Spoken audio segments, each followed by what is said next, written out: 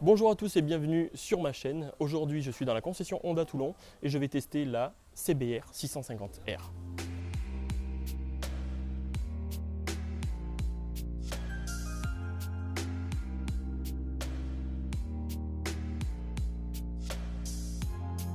Cette fois-ci je n'ai pas besoin de dénoncer les caractéristiques de cette moto puisqu'elle est identique au Roadster, la CB 650R. Ce qui va changer par rapport au Roadster, c'est un guidon bracelet, un carénage avant et des repose-pieds plus hauts de 2 cm. Sur le papier, les caractéristiques sont identiques, et pourtant vous allez voir que sur le terrain, c'est une autre histoire.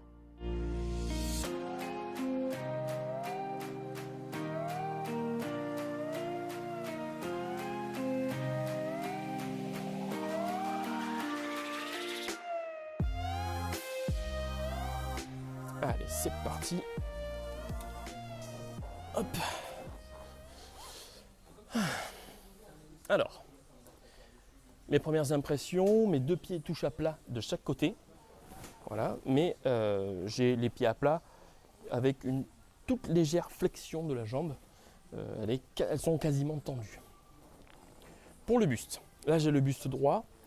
J'ai les mains à une quinzaine de centimètres des poignets, donc il faut que je m'incline en avant évidemment pour attraper les poignets. Et mes premières sensations, c'est que je ne me sens pas forcément sur une sportive exigeante. Je prends comme référence notamment la R6 qui va vraiment être beaucoup plus incisive. Voilà, au niveau position, ça va être beaucoup plus exigeant. Donc là, je suis assez bien sur ces bracelets. Ils ont un bon angle et je me sens bien reposé dessus. Après, à voir pendant l'essai ce que ça donne. Alors, pour les côtes, nous sommes en largeur de guidon à 73 cm pour une hauteur de 93 cm. Ce qu'il y a de bien, c'est que la concession a en sa possession une CBR 650F et j'ai fait les côtes par rapport à ce modèle-là. Donc en largeur de guidon, on est toujours à 73. Par contre, en hauteur, on passe de 93 sur ce modèle à 96 sur l'autre modèle. Alors que le modèle a les poignées les plus basses. On ne peut pas les rabaisser plus. Pour les repose-pieds, là aussi, il y a une différence. Sur ce modèle, le sommet des repose-pieds est à 37 cm du sol.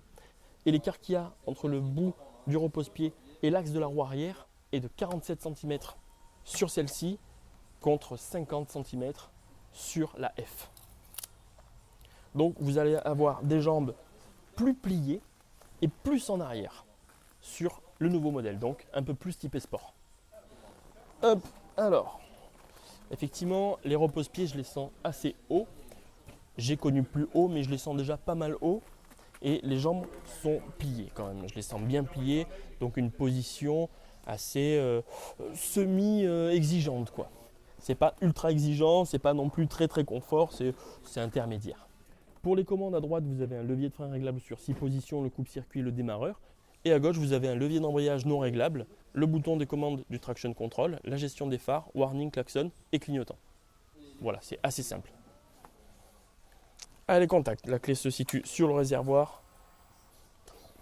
Vous avez donc les régimes, le rapport engagé, la vitesse instantanée, la température d'eau et après tout ce qui va être trip et information classique en dessous. Et ici, il y a la jauge à essence.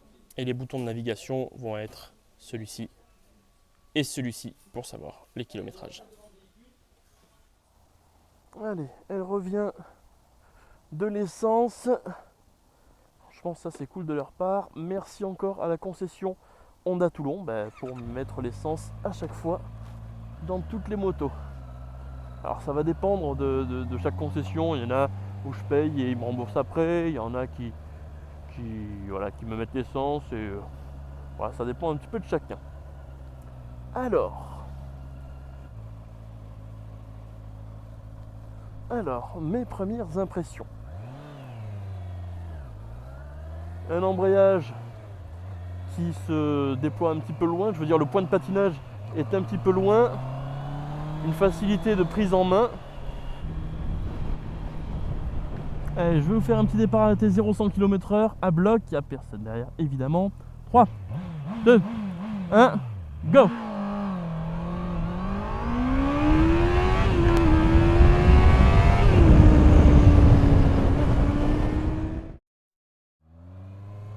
Bon, Bon. J'arrive à mon lieu d'essai, qui est quand même pas à côté de Toulon. C'est à Gémenos, je suis en bas du col de l'Espigoulier. Je ne voulais pas faire chanter là-bas, voilà, je voulais la faire chanter ici. Allez, c'est parti.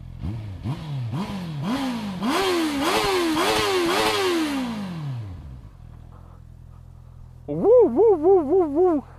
Ah, ça chante, hein. Ah, ça chante, c'est pas mal. Alors, est-ce qu'il y a des choses à dire? Est-ce qu'il y a beaucoup de choses à dire sur cette moto? Oui. Beaucoup. Alors, c'est donc la CBR 650R, qui est la version carénée du Roadster. Eh bien oui, mais j'ai envie de dire non quand même. Alors déjà, la prise en main est facile. Ça veut dire que pour les débutants, il n'y aura pas de souci. Il y a juste un demi-bracelet, une position qu'il faut accepter, mais au final, c'est pas une moto très dure à emmener. La boîte de vitesse, c'est du beurre. Dès que tu embrayes en même temps que tu passes ton rapport, c'est incroyable la douceur du passage de rapport. Ensuite, qu'est-ce qu'il y a à dire réellement? Eh bien en fait, déjà je vais commencer par les suspensions. Les suspensions, je ne sais pas si c'est la position qui y joue, mais j'ai l'impression qu'elles sont plus molles. J'ai vraiment cette impression-là. Aussi bien à l'avant qu'à l'arrière, j'ai l'impression d'avoir perdu de la fermeté qu'on a sur le Roadster. Oh, la route là, elle est pourrie. C'est une Africa Twin que j'aurais dû tester aujourd'hui, pas une CBR. Donc oui, voilà, les suspensions, alors elles ne sont pas réglables, il y a juste un petit réglage de précharge à l'arrière, mais la précharge, c'est juste quand tu t'assois dessus en fait, hein. C'est pas un réglage, un vrai réglage quoi, hein. C'est pas un réglage de compression. Donc les suspensions, eh bien ça demande à être raffermi en fait. Alors forcément pour quelqu'un qui n'est jamais monté sur une moto, un débutant qui commence avec cette moto là, il va pas voir le problème. Mais quelqu'un qui connaît la moto, la conduite, tout ça, le pilotage, il va trouver que c'est un petit peu mou. Mais après pour des débutants c'est parfait. Je veux dire, c'est pas gravissime. Elle ne met pas en danger son pilote. Elle ne saucissonne pas de droite à gauche en fait, hein. C'est juste qu'elle est un petit peu molle, c'est pas super incisif. Ouais, c'est une position un petit peu...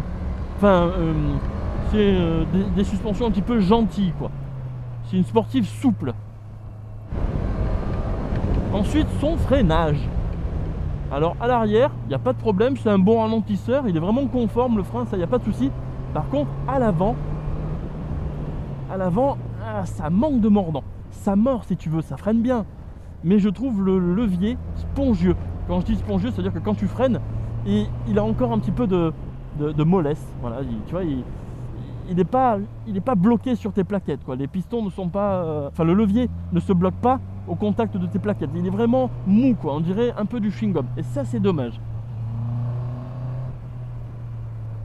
Donc le freinage, bon, oui. Mais en cas de bonne arsouille, ça va manquer. Oui, ça va manquer. Comme les suspensions, je pense. En cas de bonne grosse arsouille, on est vraiment sur une sportive d'initiation. Et ça, c'est vraiment l'avis que j'en ai. C'est une sportive de débutant, une sportive d'initiation ou une sportive de quelqu'un qui veut une moto secondaire, un petit peu se faire plaisir. Eh bien, il va prendre celle-là, il va se faire plaisir parce qu'elle va pas être hard. Quand je parle de hard, elle va pas te casser les poignets, elle va pas te casser ton dos. Je prends notamment la grande référente du segment, la R6. La R6 est une moto de course avec une plaque. Ni plus ni moins. Ça a été la meilleure de sa catégorie dans les années 2010, je sais plus. Mais c'est encore une référence à l'heure actuelle. C'est un monstre. Ça fait 135 chevaux si je ne me trompe pas. Ça fait 160 et quelques kilos. C'est une véritable arme de guerre. Là, on est sur une CBR 2019 qui est non pas une GT, on va pas aller jusque là, mais c'est pas une sportive pure et dure. Et je sais pas si vous avez remarqué, esthétiquement, quand tu te mets de profil, tu la coupes en deux la moto. À l'arrière, tu vois que c'est un roadster, et à l'avant, tu vois que c'est une sportive. Ou semi-sportive, parce qu'effectivement, elle n'a pas le guidon par terre. Mais c'est vrai que pour la selle passagère plutôt, bon, je préfère, eh bien, tu t'aperçois que elle est grosse parce que c'est la selle de Roadster. Mais il y a un avantage et un inconvénient. L'avantage, ça va être pour le passager ou la passagère. Et l'inconvénient, bah, c'est esthétique, quoi. C'est bon, ça fait un peu un gros cul. T'as envie de lui pousser le cul, quoi, cette moto. C'est vrai. Ça fait pas hyper aiguisé comme une R6, encore une fois. Mais vraiment, je pense que cette moto cible le confort de position et vraiment le confort de conduite, le plaisir à son guidon, quoi. Aussi bien pour le pilote que sa passagère, parce qu'effectivement, c'est trop souvent négligé. Le confort des passagers est beaucoup trop négligé et trop souvent, quoi. Alors, maintenant parlons de ce moteur. Eh bien, le moteur, il a deux phases. En fait, c'est un moteur que je vais retrouver sur les anciens 4 cylindres. Un moteur qu'il faut amener dans les régimes. Et tu vois, là, je suis à 5000, poignée dans l'angle. Voilà, tu vois, il ne s'est absolument rien passé. Voilà, je suis à quoi? Je suis à 3000 tours. Je suis poignée dans l'angle. Attends, je vais sortir de ce virage. Pareil, poignée dans l'angle. Attention, hop, et voilà. Là, je suis poignée dans l'angle. Tu vois, la vitesse augmente progressivement. Et c'est après qu'elle s'excite à partir de 7-8 000 tours. Mais plutôt 8 000 tours quand même. Vraiment, si tu veux déboîter une bagnole, sans mauvais jeu de mots, si t'es pas en dessous, si t'es pas au-dessus de 6 000 tours, laisse tomber, quoi. Donc ce qu'il y a de dommage, c'est qu'il va falloir jouer de la boîte. Toujours pareil en hors-souille, hein. Quand tu veux rouler tranquille, bon ben ça va, tu roules tranquille, ouais, t'arrondis les rapports. Mais dès que tu veux taper dans la machine, c'est un petit peu sa vocation, quoi. Et bien là, elle va manquer un peu de reprise. Alors vous allez me dire, c'est un 4 cylindres, c'est un 6,5, oui. Mais bon, quand même, quoi. Là, c'est mieux, tu vois. Elle chante. Là, j'étais à 10 000 tours, là. Et c'est vrai que dans les régimes, elle chante bien. Waouh!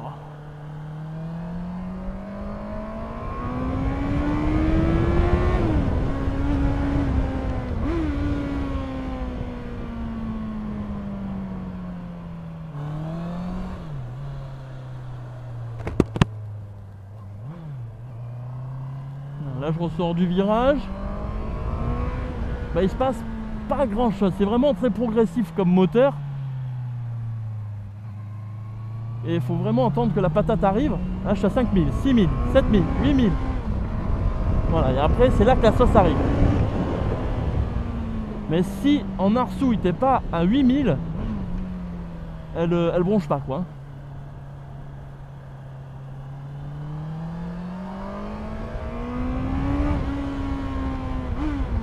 Ce qui fait que là, dans les épingles, je me retrouve en première. Bon, parce que je passe doucement aussi, hein. Voilà, après à 12 000, elle chante beaucoup plus.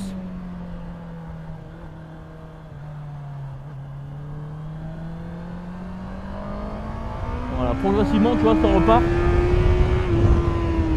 Mais là, je suis en deux, là.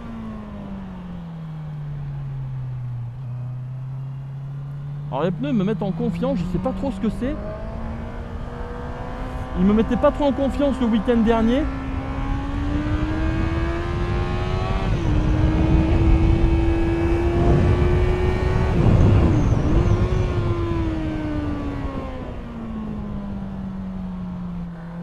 Elle se place super bien.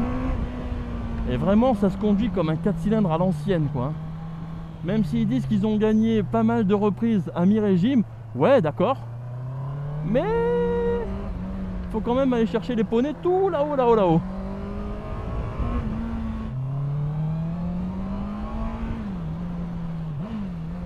Après, elle met en confiance quand même, elle tient bien la route.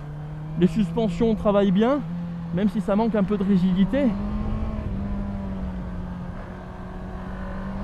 Mais déhancher avec cette moto devient une évidence. C'est vrai, hein, moi qui suis pas trop un déhancheur, là, j'ai tendance à déhancher à chaque virage. pour faciliter un peu ces passages en courbe. Voilà, tu vois là je suis à 5000. Oh là là, mais ça voulait pas repartir, hein. Pareil, donc là, hop, 5000. Et quand la sauce arrive, faut déjà que je ralentisse, quoi. Voilà, là 6000, 7000, 8000. Voilà, là je sens les poneys qui arrivent. Après elle chante bien, hein. Elle a une belle sonorité. Et le problème c'est que si je veux être dans les tours, il faut que je sois en première ou en deux.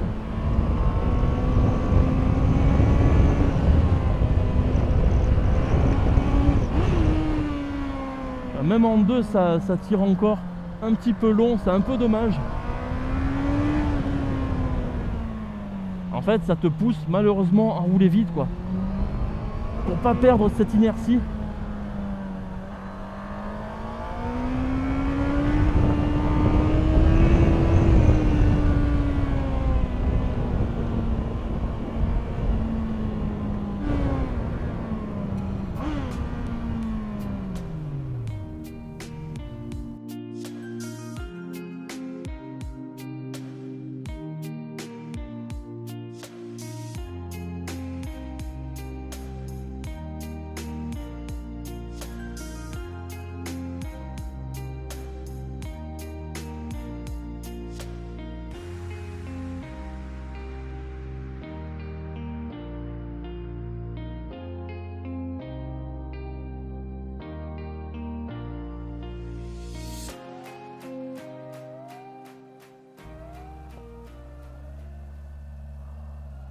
Alors, c'est vrai que j'ai pas trop parlé de la boîte. Au roulage, la boîte n'a pas de souci. Elle est correctement précise. Après, c'est pas la plus précise que j'ai eue, mais c'est surtout à l'arrêt, quand on s'arrête à un feu en quatrième ou en troisième, on a un peu du mal à retomber en première. Ça, je vais te dire, c'est un petit peu la majorité des motos, hein.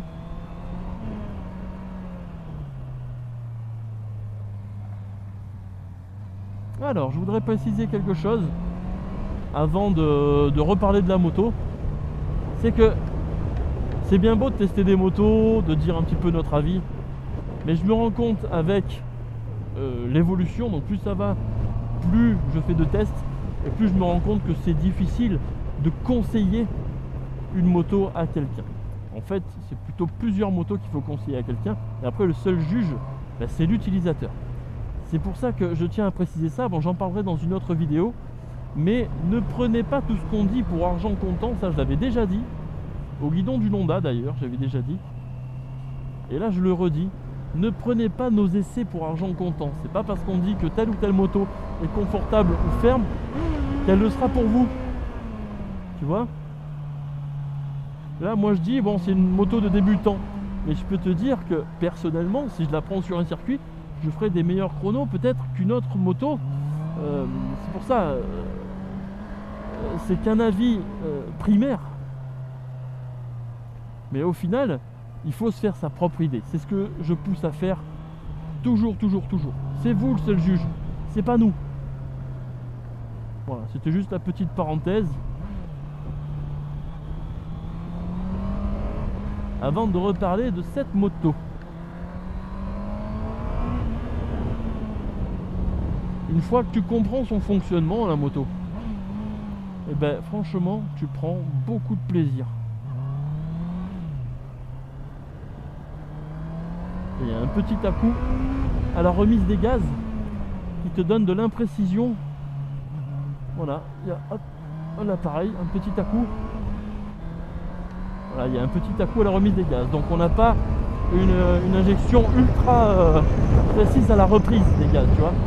On ne prend pas un petit filet tranquille, non, ça te donne un petit à-coup. Pourtant, je fais tout mon possible pour mettre le plus de douceur possible dans l'accélérateur. Sinon, c'est une moto qui me met pas mal en confiance, hein. Là, elle me remet la coupe.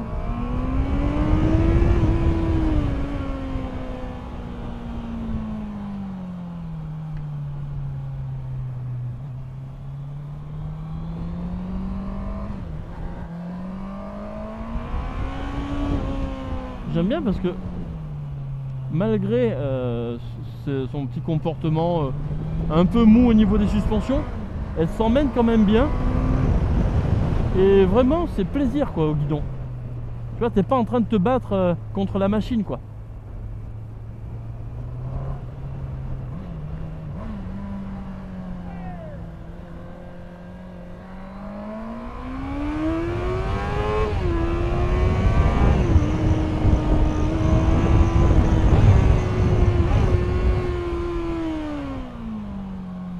Elle crie, hein. J'aime bien. Là, ce petit coup de l'injection, hein, c'est un peu dommage.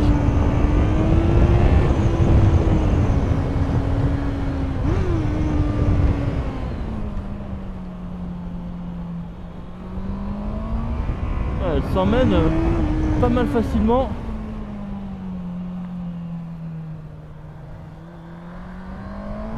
Et vraiment, l'ABS et le traction control ne sont pas intrusifs quoi.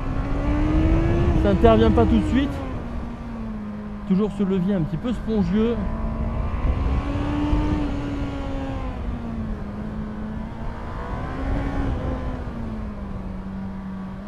Elle garde assez bien son cap. Au final, elle est pas mal saine hein, comme bécane. Pour s'initier à la sportive, c'est parfait.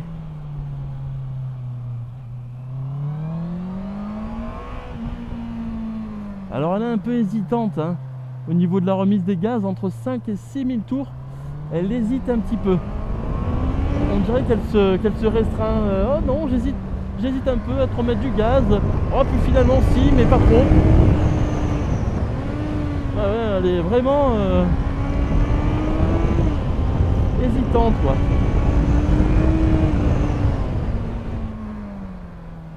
Ah ouais, vraiment sympathique à emmener.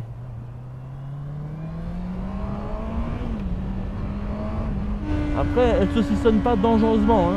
Je veux dire, c'est pas parce que les suspensions, je dis qu'elles sont molles, qu'elle va saucissonner dangereusement. Non, elle se place quand même bien.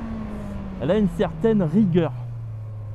Peut-être limitée, certes, en arsouille, mais il y a une rigueur. Voilà, donc là, j'arrive en ville. Je me calme, évidemment. Là, c'était bien pour voir ce qu'elle avait dans le bide. Maintenant, voyons ce qu'elle a à bas régime.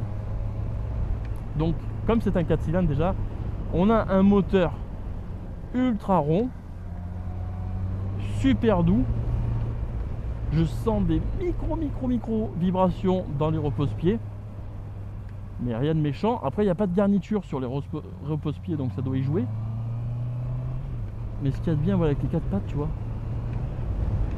Voilà, tu es en 6ème, à 3000 tours, bah ça roule quand même. Là, c'est vraiment en mode balade, hein. Là c'est tranquille et tu as arrondi un petit peu les passages dans les virages, tu les arrondis un petit peu, c'est vraiment de la douceur quoi. Les 4 cylindres hop, voilà, tu te prends une vitesse de croisière et en fait tu bouges plus de ta 6 quoi. Là, hop, et voilà, petit enchaînement de virages passé avec beaucoup de propreté.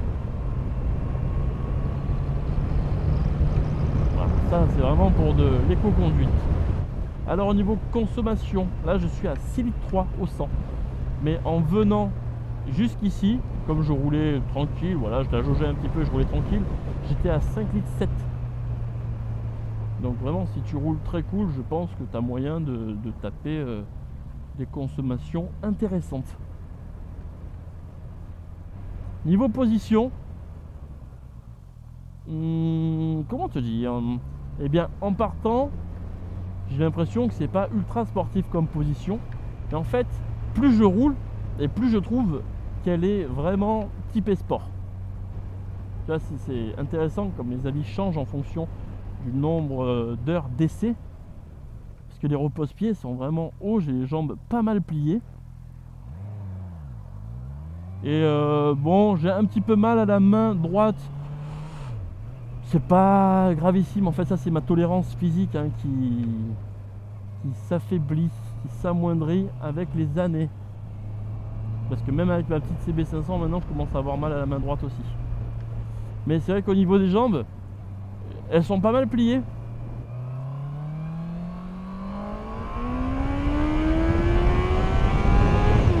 Là, le moteur a une amplitude de fou.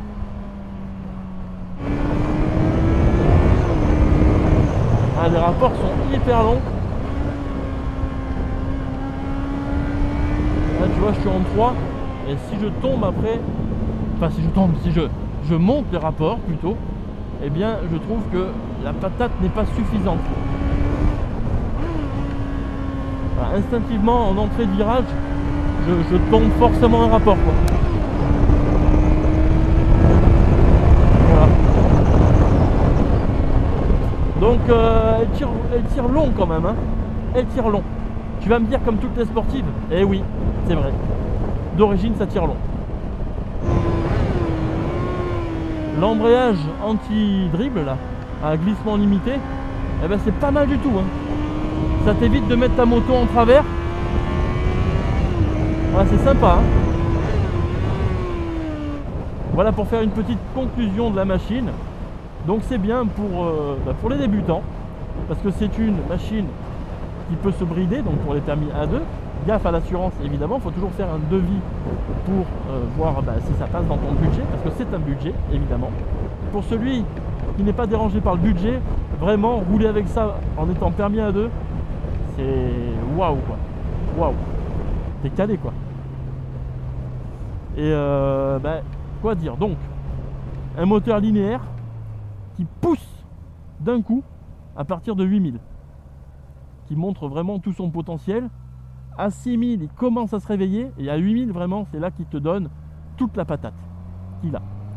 Et à 10 000 vraiment tu es full, tu peux pas faire plus. Après ça n'est que de la longe, et c'est vrai que ce moteur a pas mal d'allonge, c'est typique des 4 cylindres d'ailleurs, et c'est bien pour pouvoir doser en sortie de virage, tout ça, d'avoir de la longe, c'est sympathique. Je dis que c'est une sportive d'initiation, mais c'est vrai que pour un débutant, je trouve que c'est le top. Quelqu'un qui veut s'initier sur une sportive, elle va vraiment correspondre à ce type de fonction, quoi, de plaire à un débutant qui veut s'initier à la sportive. Et je pense qu'en 47 chevaux, cette moto, comme elle est réduite en puissance, forcément ça la rend plus rigoureuse en tenue de cap que là avec ses 95 chevaux que j'ai un petit peu malmené de temps en temps. Mais je pense qu'en 47 chevaux, elle doit être encore mieux, elle doit être encore plus homogène, parce que là, avec les 95 chevaux, forcément, je trouve que la partie cycle est un petit peu molle, tout ça, mais en bridé, il n'y a plus ce phénomène, puisque j'ai la puissance divisée par 2. Pour le freinage, il est dosable, assez précis, en tout cas il est conforme, hein, c'est pas un freinage plus puissant qu'un autre ou moins puissant, il est sympa, mais il est un petit peu spongieux au niveau du levier, donc ça c'est un peu dommage. Je conseille une petite Duritavia, et là ce sera le top, parce que là, voilà, son petit défaut si je peux dire, ça va être le freinage. Elle mord pas comme le Roadster, c'est bizarre, hein. Après le comportement moteur, je dirais que c'est un peu plus exigeant que la Roadster, encore une fois, je la compare encore une fois à la Roadster. C'est un petit peu exigeant dans la mesure où il faut vraiment la taper dans les tours.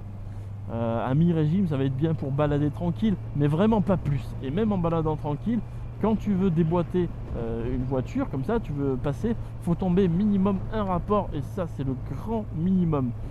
Parfois il a fallu que je tombe 2 voire 3 rapports, un petit peu comme les cylindrés de l'époque, tu sais, les vieux 600, où il fallait sans arrêt tricoter de la boîte pour avoir une réaction. Là c'est pareil. Après, elle met en confiance, elle a quand même une bonne tenue de route, j'aime beaucoup les pneus d'origine. La partie cycle, un zeste molle, mais quand même, elle ne saucissonne pas méchamment, elle reste quand même saine. Franchement, pour les débutants ou quelqu'un qui veut une petite sportive sans prétention, waouh, je conseille, je like. Après, selon les pilotes, toujours pareil, selon les pilotes, tu as de quoi mettre de grosses fessiers avec ça, hein. Attention, hein, là depuis tout à l'heure je dis que bon c'est bien pour s'initier tout ça, mais un chevronné va trouver que c'est un peu mou pour lui, aussi bien en freinage qu'en partie cycle, mais t'as de quoi mettre des déculottés quand même à plein de motos. Hein. Ouais, ça dépend du pilote, hein, toujours pareil. Hein. C'est pas que la moto qui y fait, hein. La moto n'est qu'un outil. Hein. Voilà donc quoi d'autre? Position semi-sportive en haut du corps, position assez sportive en bas du corps. La selle est confortable, c'est pas un bout de bois mais c'est pas le gros confort non plus, c'est sympathique, voilà, c'est un bon entre-deux. Si tu veux plus de confort, bah faut se mettre une selle confort, mais voilà, c'est sympathique. Moi je l'ai eu pendant les 250 km du week-end d'avant. En fait c'est moi qui lui ai fait le rodage à cette moto et je l'ai eu sur 250 bornes. Je trouve que c'est quand même agréable comme moto. Bon, moi j'avais mal au pied droit et à la main droite, mais c'est parce que mon corps est de moins en moins tolérant à ce genre de position. Même sur ma CB500, j'ai mal à la main au bout de 300 bornes, chose que je n'avais pas avant. Donc vraiment ma tolérance commence à baisser, malheureusement. Un petit peu de surpoids, une hygiène de vie un peu moindre, et ça y fait vite, hein, ça y fait vite. Voilà. Quoi dire d'autre sur cette machine? Une machine très sympathique. J'ai vu qu'elle coûtait 8900 €. Je vais te dire, pour les prestations qu'elle offre, on est dans les clous, c'est propre, je trouve que c'est bien. 1000 €, enfin un peu moins de 1000 € que le Roadster, c'est qualitatif, petite fourche inversée, tout ça, bon bref, tu m'as compris, j'aime beaucoup cette machine, esthétiquement je l'aime bien aussi. Voilà, je te dis à la prochaine pour une autre vidéo. Hop, petit contre-braquage. Voilà. Allez, à la prochaine pour une autre vidéo. Ciao.